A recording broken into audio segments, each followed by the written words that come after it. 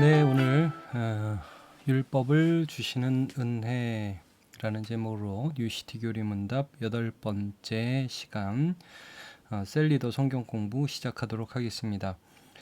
지난주에 제가 좀 미리 준비를 해야 되는데 코로나 때문에 조금 여력이 좀 없었습니다. 죄송합니다. 그래서 오늘에야 좀 셀리더 성경 공부 교재를 만들어서 여러분들과 함께 나누게 됩니다. 내용을 좀 같이 살펴보도록 하죠. 제목은 이렇게 잡았습니다. 율법을 주신 은혜 이렇게 잡았는데 이제 왜 여기까지 오게 되는지 여러분 좀 그 흐름을 좀 다시 한번 기억해 볼까요? 우리가 이제 하나님의 창조를 보면서 우리가 하나님의 영광을 위하여 창조되었다. 그래서 우리가 어떻게 하나님께 영광 돌릴까? 그분을 기뻐하고 사랑한다. 또 그분을 믿고 순종함을 통해서 우리는 하나님께 영광 돌린다. 그러면서 이제 순종이라는 단어를 통해서 우리가 쭉 율법을 지금 살펴보는 중이죠. 그래서 어떻게 율법을 순종해야 되고 내용은 뭔데 할 때 내용은 사랑이며 어떻게라는 질문에 대해서는 여러분 기억하시죠? 인격적이고 완전하고 또 지속적으로 하나님 앞에 순종을 해야 된다. 하나님이 그렇게 우리를 사랑하셨다. 우리도 하나님을 그렇게 순종함으로 사랑해야 한다. 그럴 때 하나님이 영광 받으신다. 이제 이런 내용을 우리가 함께 살펴보았고, 그러면서 이제 오늘 내용을 필두로 해가지고 앞으로 10계명을 뭐 2개, 3개, 뭐 4개 이렇게 좀 묶어가지고 살펴보도록 할 거예요. 그래서 오늘은 좀 아직은 개관, 서론에 해당합니다. 그래서 오늘은 10계명의 내용에 대해서 쭉 살펴보는 거예요. 그래서 이 내용들을 우리가 쭉 보면서 하나님이 원하시는 건 이런 거구나 하는 것들을 좀 기억하는 거죠. 자, 먼저 문답을 한번 같이 보도록 하죠. 문은 이겁니다. 하나님의 율법은 구체적으로 10계명에 어떻게 나타나 있습니까? 이렇게 돼 있어요. 왜 구체적으로 10계명이라고 여기서 콕 집어서 말을 하느냐? 우리가 흔히 이걸 도덕법이라고 그러죠. 들어보셨습니까? 도덕법? 구약의 율법을 이렇게 도덕법, 변하지 않는 하나님의 법과 그 다음에 시민법이라고 그러죠. 그 당시 사회에 국한된 것. 예를 들면 여러분 이 레위 같은 데 보면 율법에 먹어야 될 것과 먹지 않아야 될 것이라든지 뭐 전염병에 대한 법이라든지 뭐 도둑질한 자를 어떻게 처벌해야 되는지 이런 거는 율법의 정신은 들어있지만 그 당시 사회에 적용되는 법이죠. 오늘에 적용되는 법이라고 볼 수 없거든요. 그래서 이제 이런 건 시민법이라고. 그다음에 의식법이 들어있잖아요. 제사법 같은 거 어떻게 제사장 무슨 옷을 입어야 되고 번제는 어떻게 드려야 되고 이런 것들 이제 이런 것들은 이 시민법이나 의식법 같은 것들은 사실 우리가 지금 지키지는 않아요. 그러나 이 도덕법에 관해서는 하나님께서 그 뜻을 우리에게 변치 않는 뜻을 십계명에서 명확하게 보여주셨기 때문에 우리는 십계명을 통해서 이 하나님의 법을 알 수가 있게 되는 것이죠. 자, 그러면 하나님의 율법은 이 십계명에서 어떻게 나타나 있습니까? 이 부분을 우리가 좀 더 오늘 살펴볼 텐데 내용은 이 십계명을 열거한 겁니다. 1. 너는 나 외에 다른 신들을 내게 두지 말지니라. 2. 너를 위해 새긴 우상을 만들지 말고 또 위로 하늘에 있는 것이나 아래로 땅에 있는 것이나 땅 아래 물속에 있는 것에 어떤 형상도 만들지 말고 그것들이 절하지 말고 그것들을 섬기지 말라. 그러니까 여기에서 핵심적인 건 여러분 형상을 만들지 말라는 거예요. 우상. 하나님을 비교서 이게 하나님이야 하고 어떤 것들을 만들지 말라. 그러니까 1계명과 2계명은 굉장히 긴밀하게 연관되어 있죠. 3계명은 이름에 관한 것, 내 하나님 여호와의 이름을 망령되이 부르지 말라. 4계명 안식일이죠. 안식일을 기억하여 거룩하게 지켜라. 그러니까 말, 시간. 여기까지가 하나님 사랑에 대한 부분이죠. 제가 5를 여기다 써야 되는데 이거 5 제가 넣을게요. 5 부모를 공경하라가 이게 내 부모를 공경하라고 5에 있습니다. 자, 그 다음에 살인하지 말라. 인간관계 부모 공경. 이게 사실은 부모 공경이 하나님 사랑과 이웃 사랑의 어떤 연결고리가 된다고 하죠. 부모를 공경하라. 살인하지 말라. 간음하지 말라. 도둑질하지 말라. 거짓 증거하지 말라. 탐내지 말라라는 이런 10계명의 내용들을 기록하고 있어요. 그래서 여러분들이 이제 이 부분들을 셀리더가 이제 셀원들과 나누실 때 전체적으로 우리가 10계명을 한번 외우고 있는지를 한번 체크해 보시고 이게 왜 중요하냔 말이죠. 하나님을 어떻게 사랑해야 되고 이웃을 어떻게 사랑해야 되느냐. 뭐 줄 거 주면 되는 거 아니야? 그냥 좀 뭐 잘 해주면 되는 거 아니야? 우리 이렇게 생각할 수 있잖아요. 예, 잘 해주는 거 중요해요. 그러나 어떤 기준으로 실제 그 사람들에게 또 하나님에게 우리가 사랑을 드릴 수 있는가? 뭐 예를 들면 하나님 앞에 헌금 많이 드리는 게 하나님 사랑하는 거냐? 그리고 헌금 많이 드리고 나서 또 적당히 죄 지으면서 살아가는 게 그게 하나님 사랑하는 거냐? 아니라는 거죠. 아예 뭐 저 돈 많이 벌어서 헌금 많이 내면 뭐 예배 좀 빠져도 되지. 그런 거 아니라는 거죠. 그러니까 하나님의 방법으로 우리가 하나님을 사랑해야 된다는 거예요. 그래서 하나님의 뜻을 여기에서 이제 분명히 보여주시는 거죠. 이제 설교 시간에는 한 3가지 정도 주제를 다룰 겁니다. 이 내용들을 우리가 볼 때 하나님의 분명한 뜻이 여기 계시되어 있다. 내 방법대로 하나님 사랑한다고 그냥 그렇게 해서는 안 된다. 하나님의 방법대로 하나님을 사랑해야 된다. 하나님 명하신 대로 이웃을 사랑해야 한다.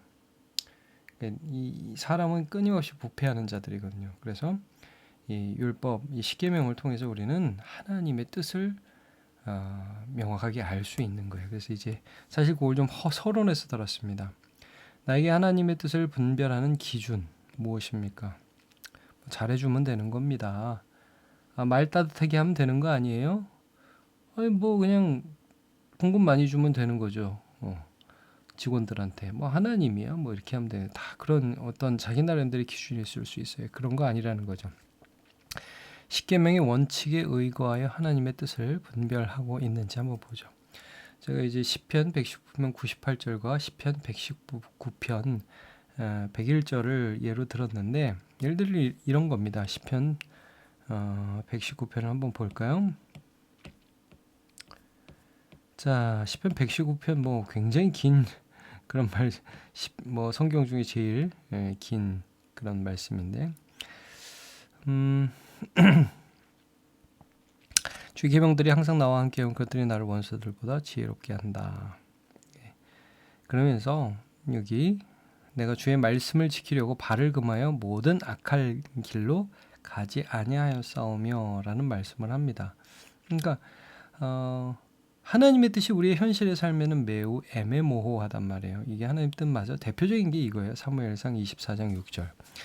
제가 이제 왜 이 말씀을 들었냐, 이게 다윗에 관한 말씀인데 다윗이 사울의 미움을 받아서 도망자의 삶을 살아갈 때 사울을 죽일 수 있는 기회를 2번 얻게 되죠. 한 번은 자기가 숨어있는 굴 속에 사울이 들어왔고, 또 한 번은 사울이 잠자고 있는 진영 안에 아비새와 함께 둘이 침투했단 말입니다. 그냥 단칼에 죽일 수 있었어요. 그때 옆에 있는 사람들이 항상 그랬거든요. 하나님이 기회를 주셨습니다. 뭐 하십니까? 죽이십시오. 이건 하나님이 주신 뜻입니다. 라고 말을 했단 말이죠.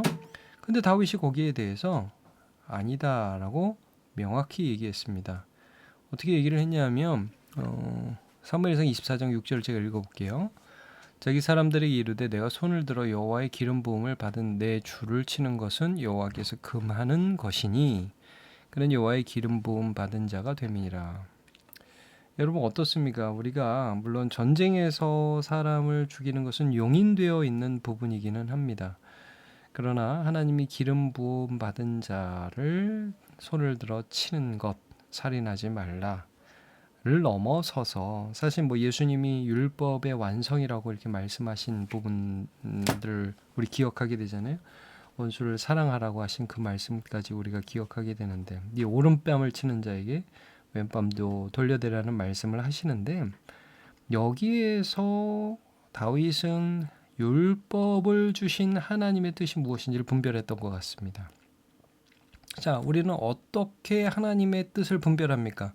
하나님의 뜻 위에 내 욕심이 올라갈 때가 많이 있지 않나요? 그렇게 되기 너무나 쉽습니다. 그래서 이 부분을 우리가 잘 분별할 필요가 있다는 것이죠. 자, 그래서 첫 번째는 이거예요. 율법으로 하나님의 뜻을 분별한다. 두 번째, 여러분 이 율법을 잘 보면 뭐 계속 이런 말씀 나오죠. 여기도 보면 자, 너가 나오고 나가 나온단 말이에요. 너, 나. 이 관계가 생겼다는 거예요.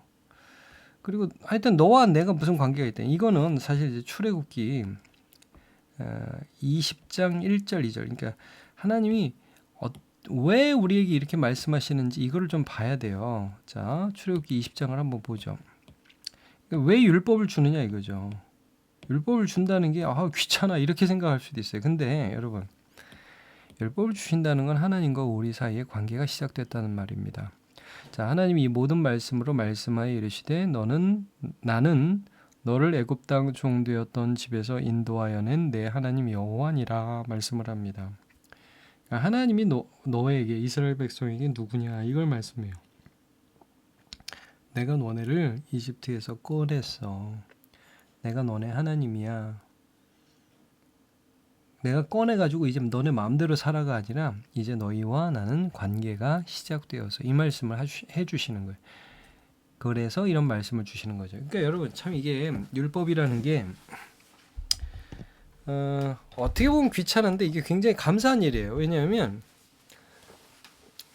하나님이 우리의 삶에 관여하신다는 거죠. 구원해 놓고 네 마음대로 살아가 아니에요. 사실 여러분 이거 보세요. 지금 이집트에서 종살이 하던 사람들이 구원을 받았어요. 사실 이것들이 그들이 바랬던 것이기는 해요. 근데 홍해도 갈라지고 뭐 10가지 재앙으로 이집트도 치고 그다음에 광야로 들어와서 물도 먹여주시고 만나와 메추라기도 먹여주시고 와 진짜 하나님이 살아계신 게 너무 확실하단 말이에요. 근데 그들이 그때 뭐 했죠? 금송아지 만들죠. 불평하죠. 자 이게 아이러니한 거예요. 우리가 하나님이 우리에게 해주시기 너무 원하시는 그 구원을 우리에게 베풀어 주셨어요. 그러니까 그때부터 우리가 하나님을 더 사랑하는 게 마땅하죠. 근데 그게 안 돼요. 왜? 우리 속에 죄성이 남아 있단 말이에요. 그래서 그 죄성을 더불어 그 죄성을 대항해서 싸워야 할 필요가 있단 말이에요. 우리에게.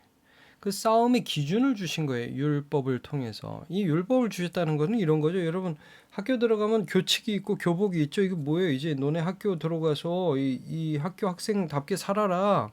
너는 이 학교 학생이다. 학교 학생으로 대우하는 거야. 이거죠. 그 뭐 학교 들어가는데 교칙도 없고 뭐 교과서도 없고 뭐 아침에 등교 시간도 없고 학교 시간도 없고 뭐 니네 마음대로 해. 그럼 그게 학교입니까? 말도 안 되죠. 여러분 우리는 구원받았지만 우리 속에 죄성이 있단 말이에요. 그래서 하나님이 이 죄성을 싸울 수 있는 기준을 분명하게 보여주셨어요. 그러니까 우리를 하나님의 것으로 대우하신다는 말이에요. 율법을 주신 이유는 이제부터 너는 구원받은 내 백성 나의 자녀들이다. 내가 너네를 나의 것으로 대우한다. 이 말씀을 해주고 계신 것입니다. 굉장히 명예로운 것이죠. 자, 그래서 이 1번 문제를 보면 이런 겁니다. 율법 십계명을 대하는 나의 태도. 우리가 분명히 이거는 하나님이 나의 구원자시고 나는 그의 백성이다.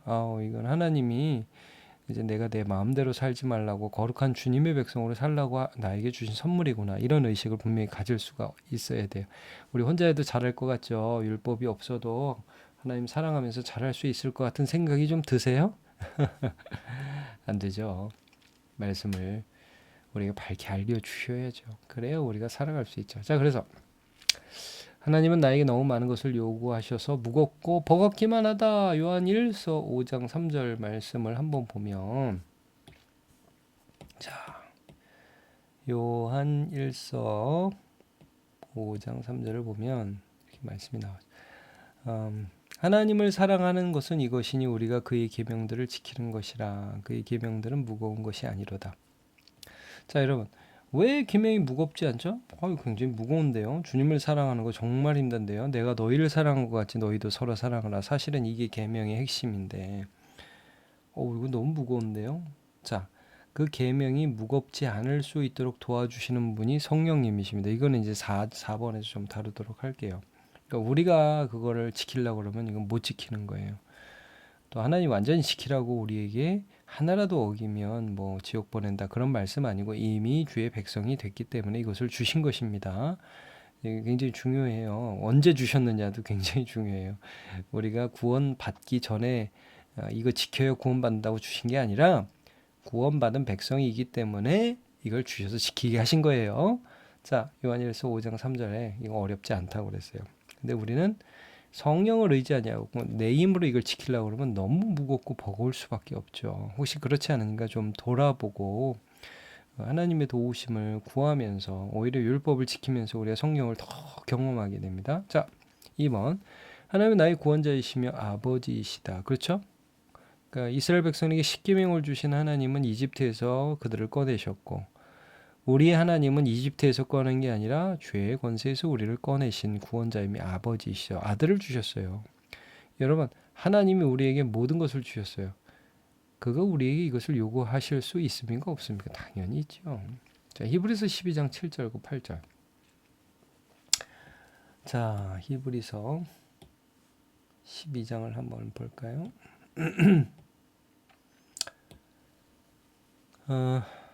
너희가 죄와 싸우되 아직 피 흘리기까지는 대항하지 아니하고 또 아들들에게 권하는 것 같이 너희에게 권만하신 말씀도 잊었도다. 일러스되 내 아들아 주의 징계하심을 경히 여기지 말며 그에게 꾸지람을 받을 때 낙심하지 말라고 그랬어요. 여러분, 아들이라는 거예요, 우리가.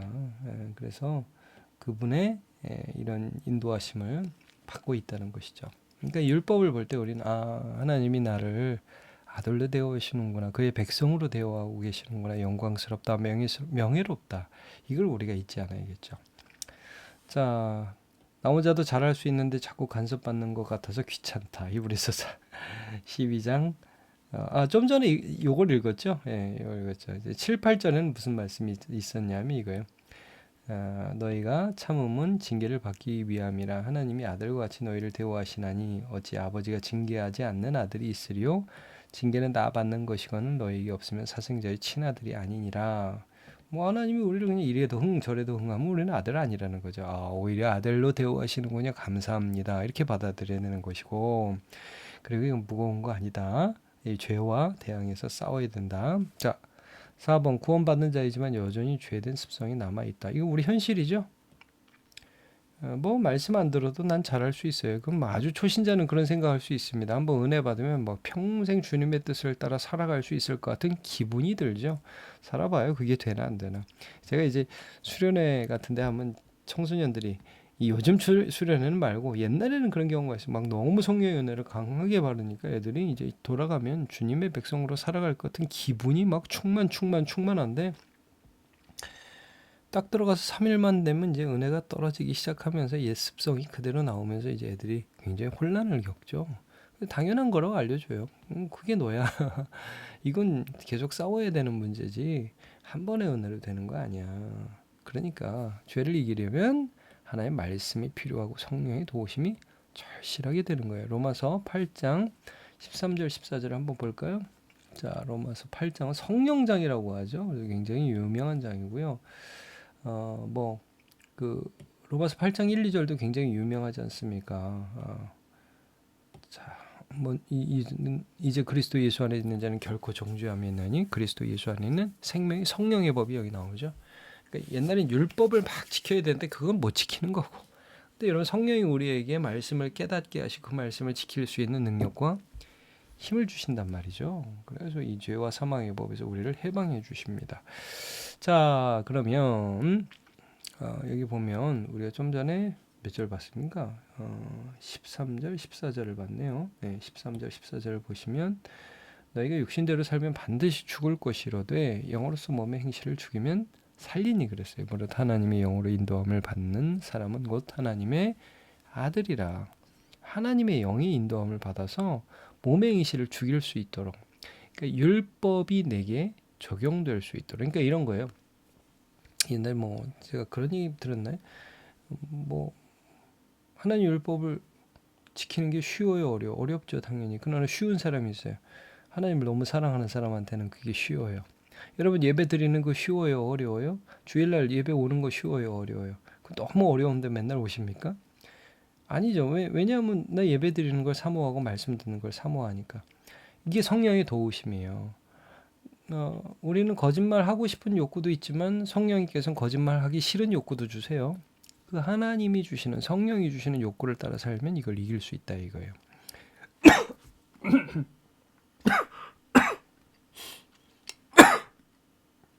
네, 죄송합니다.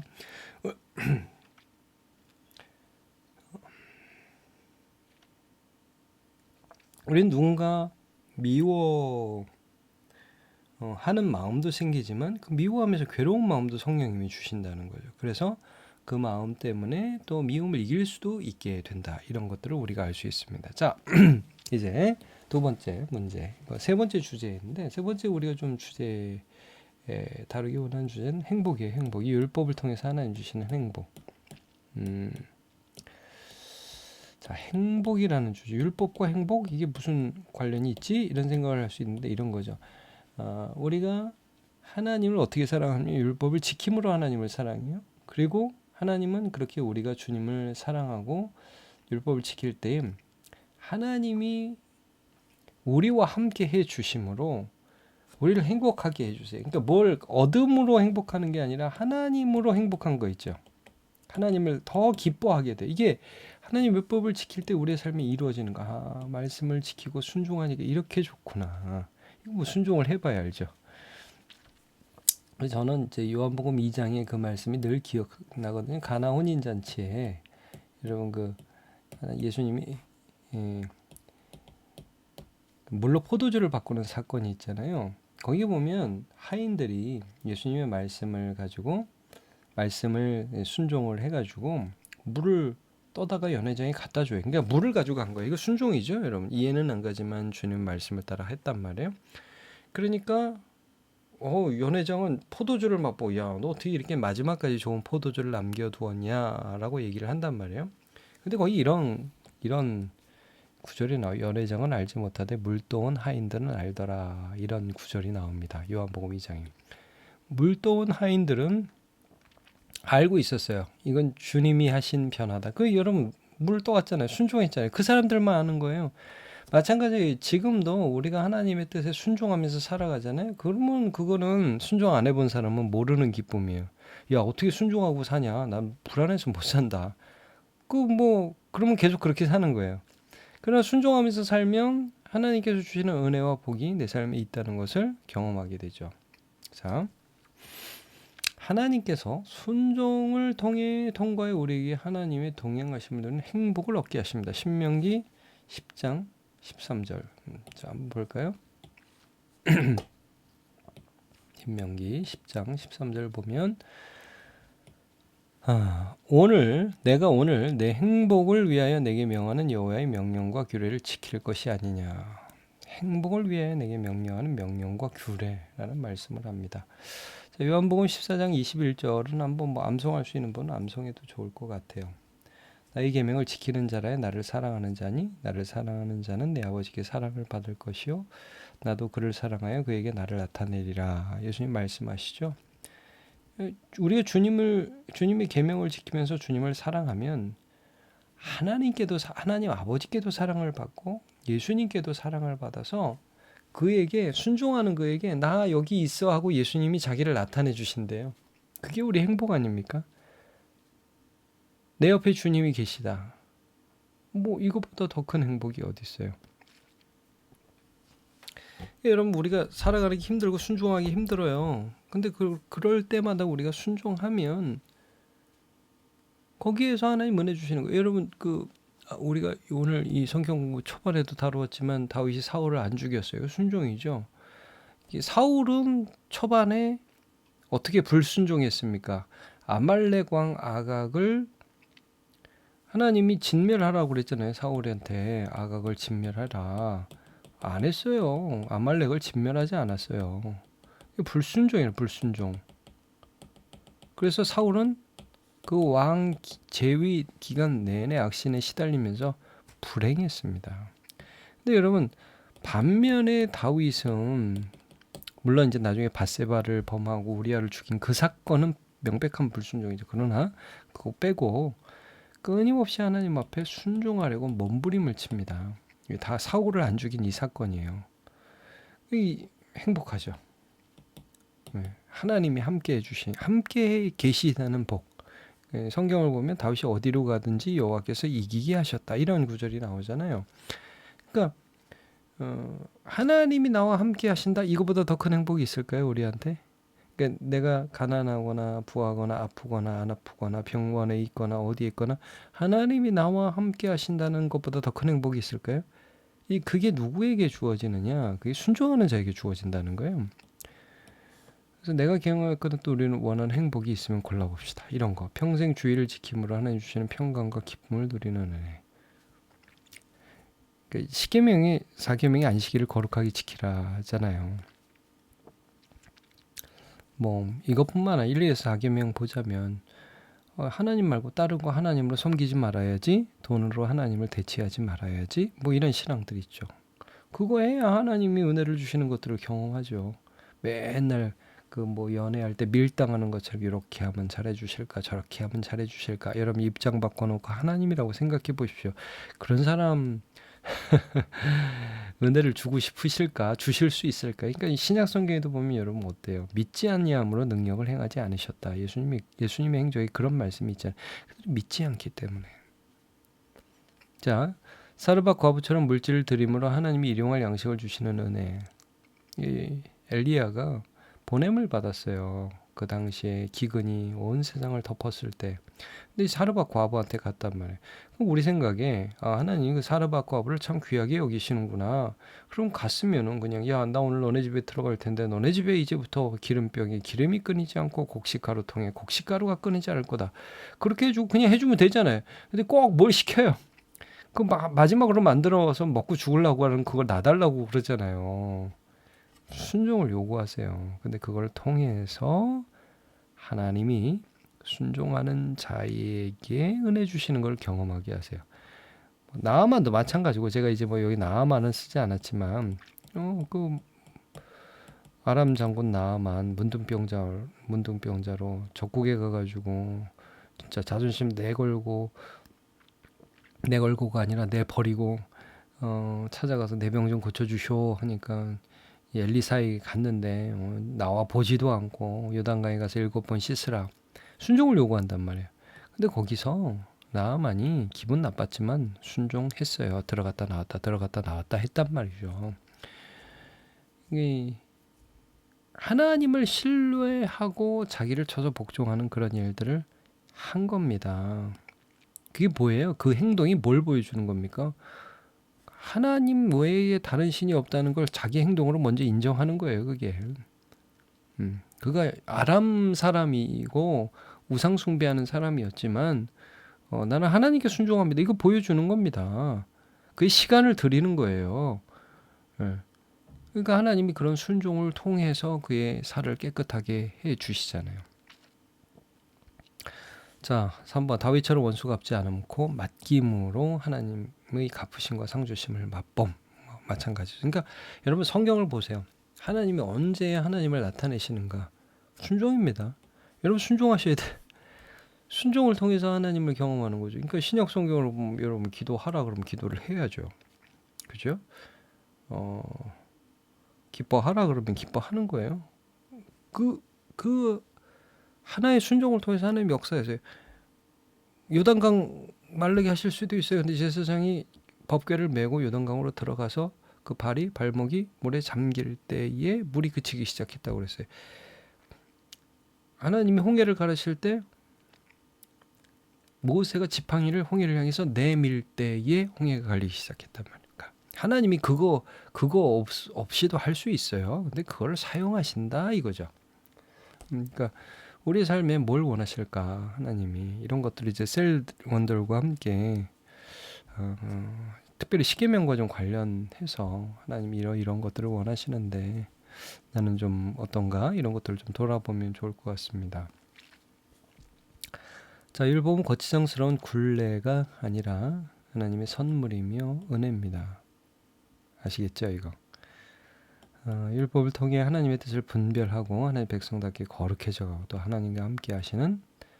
하나님께서 함께 하시는 행복을 경험하는 우리로 살아가시기를 바랍니다. 제가 기도하겠습니다. 하나님 감사합니다. 오늘 우리가 함께 하나님이 우리에게 주신 십계명의 내용들을 살펴보았습니다. 어떻게 보면 익숙한 내용일 수도 있지만 여기 하나님의 뜻이 담겨져 있습니다. 나의 욕망으로 하나님의 뜻을 합리화하지 않게 해주시고 변치 않는 하나님의 뜻에 오히려 나의 욕망을 잠재울 수 있는 믿음의 용기를 주옵소서.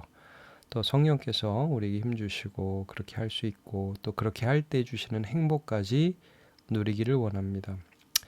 우리가 하나님의 자녀이기 때문에 이런 것을 요구받습니다. 하나님 나라 백성이기 때문에 하나님의 율법을 받습니다. 못한다, 어렵다, 안 한다가 아니라 이것을 행함으로 하나님을 오히려 경험하기를 원합니다.